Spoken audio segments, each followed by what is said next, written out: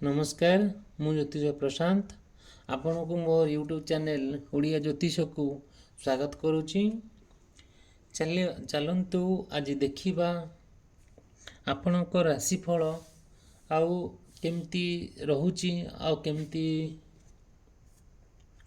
आपण राशिफल विषय मैं निश्चिंत आपन को अवगत करेबी जनईबी। चलतु देखा आमर फास्ट आपण राशिफल फास्ट आम जानतु आप राशिफल केमती सब काउंट करा जाए केमती गणा जाए।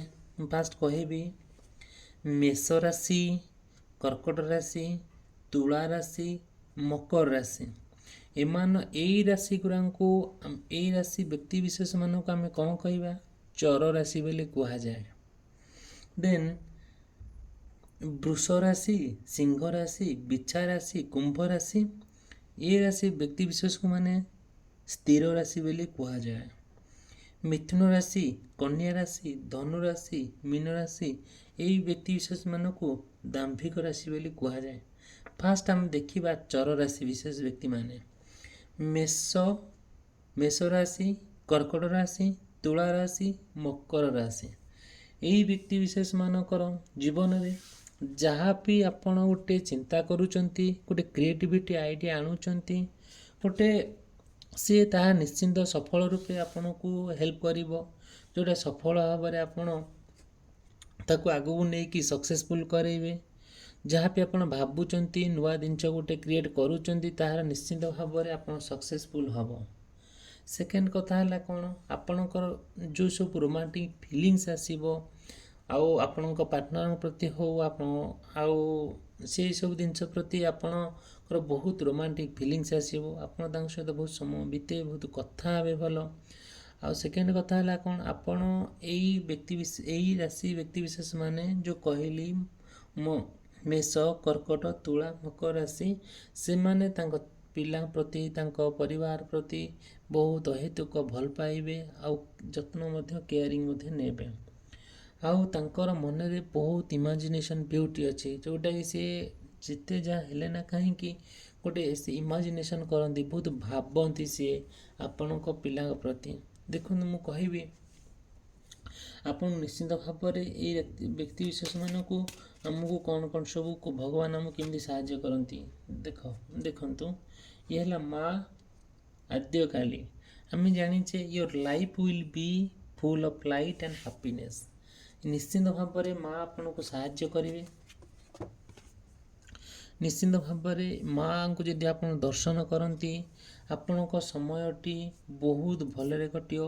यही समय गुरा को जदि माँ काली पाखु टी जाती प्रार्थना करती कि दीप जालती निश्चिंत भाव में आपणकर निश्चिंत जिते जहाँ समस्या अच्छी दूरीभूत हम से निश्चिंत भाव में आपण को खुशी प्रदान माने आपणकर जो दुख पाँच दुख को दूरीभूत करेंगे आउ आणिकी खुशी आणिकी आपण परिवार आपण जीवन में आणिकी भरीदेवे जोटा कि आपण देखिए किसी निश्चिंत भाव में किसी दिन गलापर किसी समय कटिगला आपड़ जो फ्रस्ट्रेशन होते आ बहुत दुख पाते निश्चिंत भाव में माँ को टी पूजा करती माँ को पाखे दीप जालती माँ को पाखे जदि आपण टी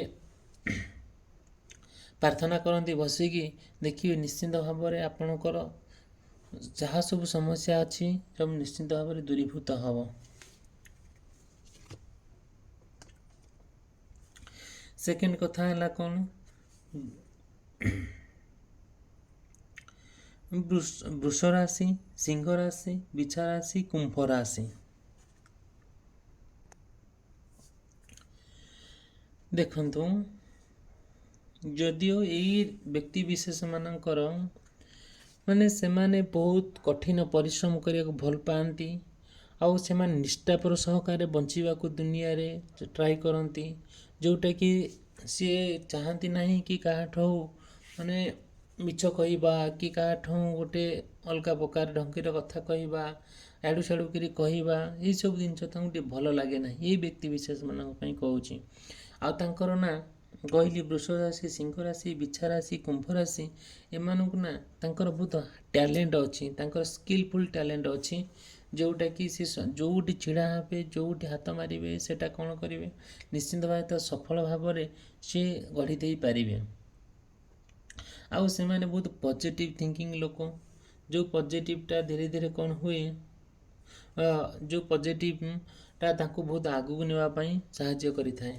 ଫାଷ୍ଟ କଥା କହିବି, ତାଙ୍କର ଯଦିଓ ବି ସେ କୌଣସି ବେପାର ବାଣିଜ୍ୟ କରୁଥାନ୍ତୁ କିମ୍ବା କୌଣସି ରୋଜଗାର କରୁଥାନ୍ତୁ, ସେହି କ୍ଷେତ୍ରରେ ତାଙ୍କର କୌଣସି ସମସ୍ୟା ତ୍ରୁଟି ଦେଖାଦେବ ନାହିଁ, କି ମାନେ ଯାହା ବି ବିଜନେସ୍ କରୁଥିଲେ ସେ ବହୁତ ଲସ୍ କରିବେ ନାହିଁ।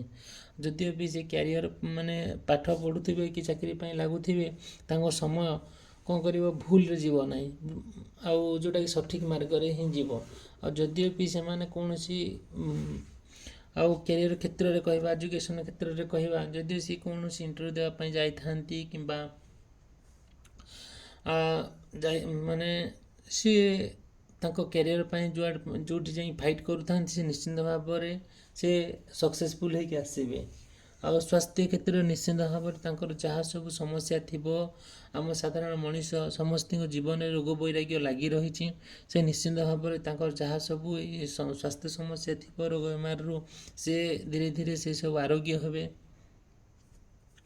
ଆଉ ତାଙ୍କର କଥା କହିବି, ଆଉ ତାଙ୍କର ଯେଉଁ ମାନେ ପଜିଟିଭ୍ ପୋଟେନ୍ସିଆଲିଟିଟା, ତାଙ୍କ ଯେଉଁ ପଜିଟିଭ୍ ଥିଙ୍କିଂଟା, ସେ ସବୁବେଳେ ତାଙ୍କୁ କ'ଣ କରିବ, ଆଗକୁ ଆଗକୁ ନେବା ପାଇଁ ସାହାଯ୍ୟ କରିବ। ଆଉ ଯେତେ ଯାହା ତାଙ୍କ ଜୀବନରେ ସମସ୍ୟା ଆସିଲେ ବି କିଛି ସେ ସମସ୍ୟାଟାକୁ ସେ ସୁନ୍ଦର ଭାବରେ ମାନେ ତାକୁ ଡିସାପିୟର ହେଇଯିବ। ଆଉ ଗୋଟେ କଥା କହିବି, ତାଙ୍କର ଯେଉଁ ପାସନ୍ ଅଛି, ତାଙ୍କର ଯେଉଁ ମନୋଭାବ ଅଛି, ସେ ମନୋଭାବରେ ଯେଉଁ ପଜିଟିଭ୍ ମନୋଭାବ ଅଛି, ସେ ପଜିଟିଭ୍ ମନୋଭାବକୁ ନେଇକି ସେ ଶହୀମାନଙ୍କ ସହିତ ବଞ୍ଚିବା ପାଇଁ ଦୁନିଆରେ ଟ୍ରାଏ କରୁଛନ୍ତି।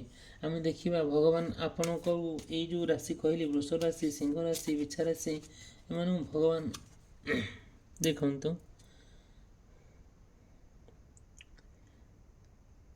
ରାକ୍ଷକାଲି ଦେଖନ୍ତୁ, ଏଇ ମାଙ୍କୁ ଯଦି ଆପଣ ଦର୍ଶନ କରନ୍ତି, ଆଉ ନିଶ୍ଚିନ୍ତ ଭାବରେ ଆପଣ ଯେଉଁ ସମସ୍ୟାରେ ଗତି କରୁଥିବେ, ଆଉ କିମ୍ବା କୌଣସି ଯଦି ଆପଣଙ୍କୁ କୌଣସି ଆକ୍ସିଡେଣ୍ଟ ହେଉ କିମ୍ବା ଝଡ଼ ବତାସ ଆସୁ କିମ୍ବା ଭୂମିକମ୍ପ ହେଉ କିମ୍ବା ଅନ୍ୟାନ୍ୟ ସଡନ୍ ଯେଉଁଟାକି ଆପଣଙ୍କ ଜୀବନ ପ୍ରତି ବିପଦ ଅଛି, ନିଶ୍ଚିନ୍ତ ଭାବରେ ଏ ମାଆଙ୍କୁ ଯଦି ଆପଣ ପ୍ରାର୍ଥନା କରନ୍ତି, ନିଶ୍ଚିନ୍ତ ଭାବରେ ଏଇସବୁ ଜିନିଷ ଆପଣଙ୍କ ଜୀବନରୁ ଦୂରୀଭୂତ ହେଇଯିବ।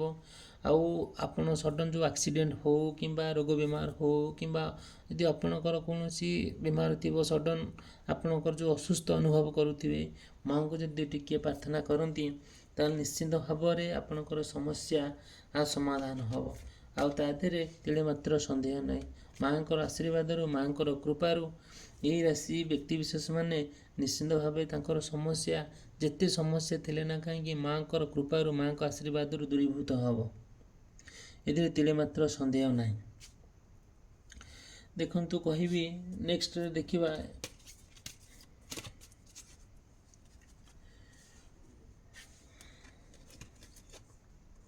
ଦେଖନ୍ତୁ ଆଉ ଗୋଟେ ହେଲା କ'ଣ, ଶିବଲିଙ୍ଗ। ଯଦିଓ ଆପଣ ଆଉ ଆପଣଙ୍କର ପରିବାର ଲୋକ ଯଦିଓ ଟିକେ ଈଶ୍ୱର ଦର୍ଶନ କରନ୍ତି, ପ୍ରଭୁ ଈଶ୍ୱରଙ୍କର ଆଶୀର୍ବାଦରୁ, ଈଶ୍ୱରଙ୍କର କୃପାରୁ ଆଜି ଗୋଟେ ଭଲ ଦିନ, ନିଶ୍ଚିନ୍ତ ଭାବରେ ଆପଣଙ୍କର ଜୀବନ ଏକ ସୁଖମୟ ହେବ ଆଉ ଲାଭଦାୟକ ହେବ।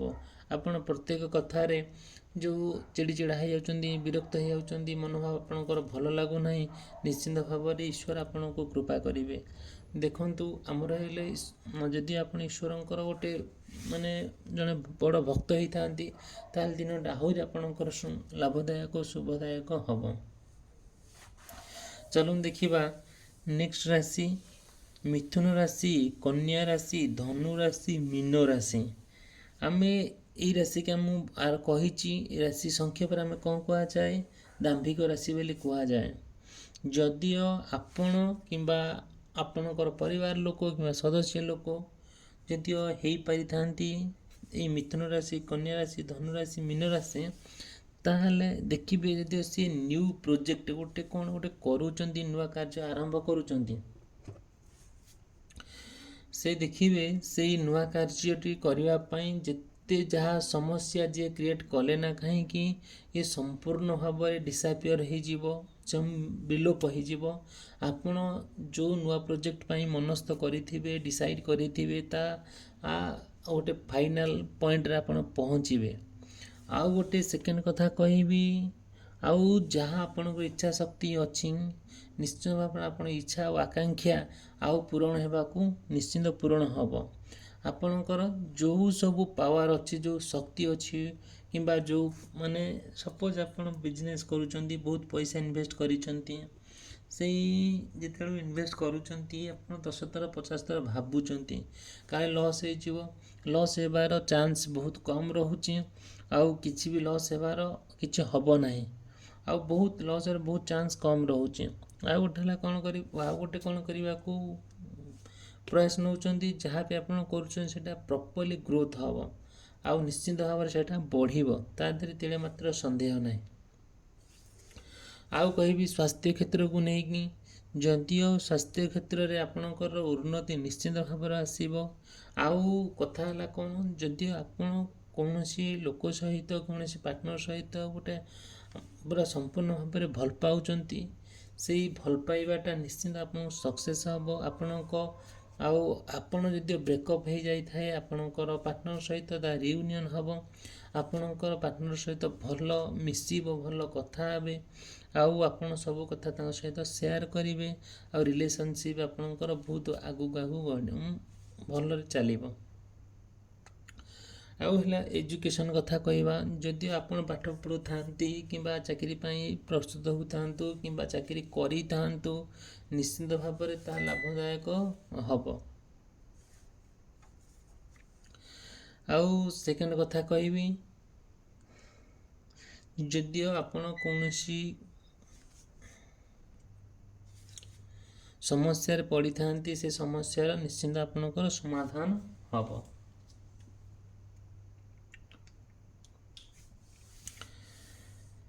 ଦେଖନ୍ତୁ, ଆଉ କୌଣସି କାର୍ଯ୍ୟ ଯଦି ଡିଲେ ହେଉଛି, ତାର ଡିଲେ ହେଉଛି, ତେଣୁକରି ସେ ଡିଲେ ହେବାର ଗୋଟେ ବିକଳ୍ପ ଆପଣଙ୍କୁ କହୁଛି, ତାର ବାଟ କ'ଣ ଆପଣଙ୍କୁ ନିଶ୍ଚିନ୍ତ ଭାବରେ କହୁଛି।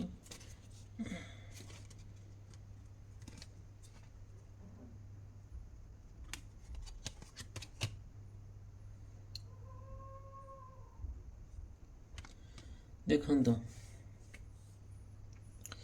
ଯଦିଓ ଆପଣ ମା କାଳୀଙ୍କୁ ଯଦି ପୁରା ପ୍ରାର୍ଥନା କରନ୍ତି, ତାଙ୍କ ପାଖକୁ ଯାଇକି ଟିକେ ଦୀପ ଜାଳନ୍ତି, ଦେଇକି ତାଙ୍କ ମନ୍ଦିରରେ ବସିକି 10 ମିନିଟ୍ ପ୍ରାର୍ଥନା କରିକି ଆସନ୍ତି, ଯାହା ଆପଣଙ୍କର ସମସ୍ୟା ହେଉଛି ତାହା ମଧ୍ୟ ସମସ୍ୟାର ନିଶ୍ଚିନ୍ତ ଭାବରେ ଦୂରୀଭୂତ ହେବ, ଆ ଦେହରେ ତିଳେ ମାତ୍ର ସନ୍ଦେହ ନାହିଁ।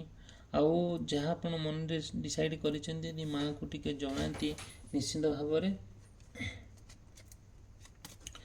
ତାର ସମସ୍ୟାର ସମାଧାନ ହେବ।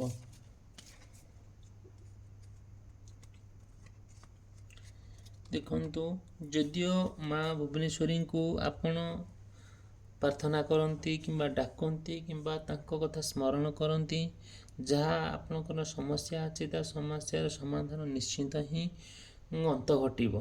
ଆଉ ସେ ସମସ୍ୟା ଆଉ କେବେ ନ ଆସିବା ପାଇଁ ଆଉ ଆପଣ ନିଶ୍ଚିନ୍ତ ଭାବରେ ବୁଦ୍ଧି ଜ୍ଞାନ ଖର୍ଚ୍ଚ କରିବେ, ଯେଉଁଟାକି ଆପଣ ତାହାର ଯେଉଁଟା ପାଇଁ ଆପଣ ଲଢ଼ୁଛନ୍ତି, ତାର ଏଇ ମାଆଙ୍କ ଆଶୀର୍ବାଦରୁ, କୃପାରୁ ନିଶ୍ଚିନ୍ତ ଭାବରେ ଆପଣଙ୍କର ଲାଭଦାୟକ ଶୁଭଦାୟକ ହେବ।